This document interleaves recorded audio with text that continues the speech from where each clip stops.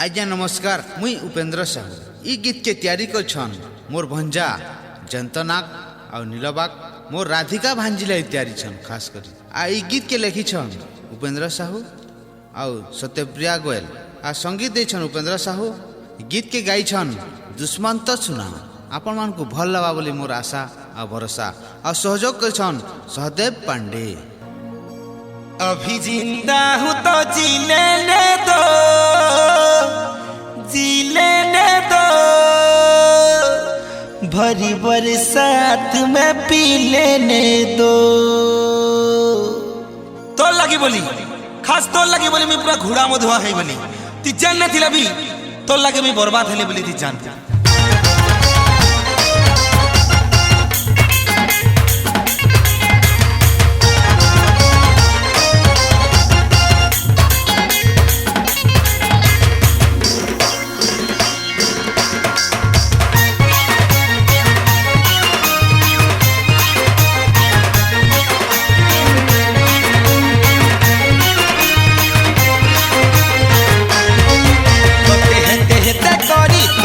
झुरी झुरी मरु छारे फाली फाली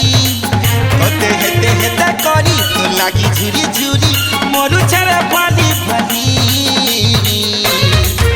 तोर गला बिनु हार सजनी पिउछरे देसी महुरी तोर गला बिनु हार सजनी पिउछरे देसी महुरी प्रिया रे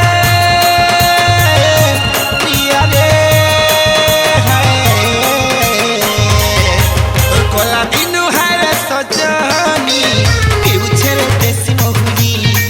हातर कोला बिनु हार सजनी पिउछरे देसी महुरी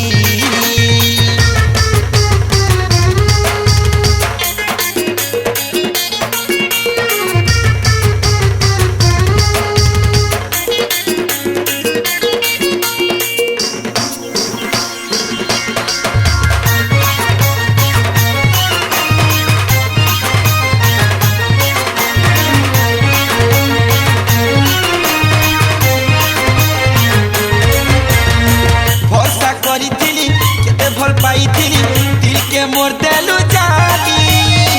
क्रिया करी तोते नहीं भूले बोली बिहा हे गलु भूली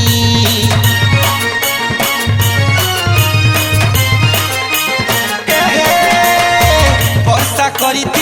तोते भल पाई दिल के मोर देलु जानी रे क्रिया करी तोते नहीं भूले बोली बिहा हे गलु भूली प्रिया रे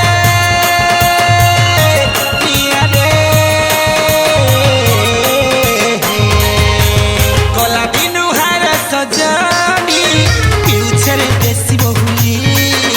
तोर गला बिनु हार सजनी पिउछरे देसी बहुली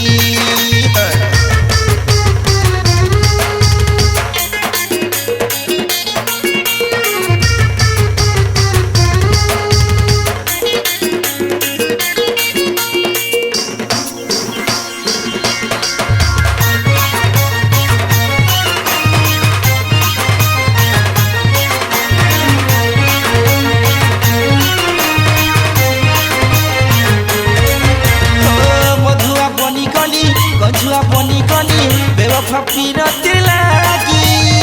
मुई तो मरी जिमी तुई तो हसुथिबु तोर दुनिया नटाई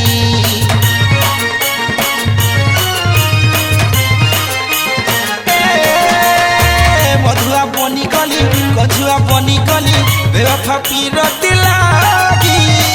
मुई तो मरी जिमी तुई तो हसुथिबु तोर दुनिया नटाई प्रिया रे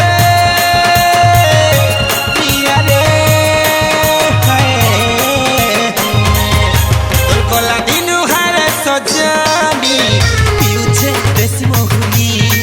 हाय तोर कोला बिनु हार सजनी पिउछे देसी महुरी ओते हेते हेते करी लागी झुरी झुरी मरु छारे फाली फाली ए तोते हेते हेते करी लागी झुरी झुरी मरु छारे फाली फाली तोर कोला बिनु हार सजनी पिउछरे देसी महुरी हाय तोर गला बिनु हार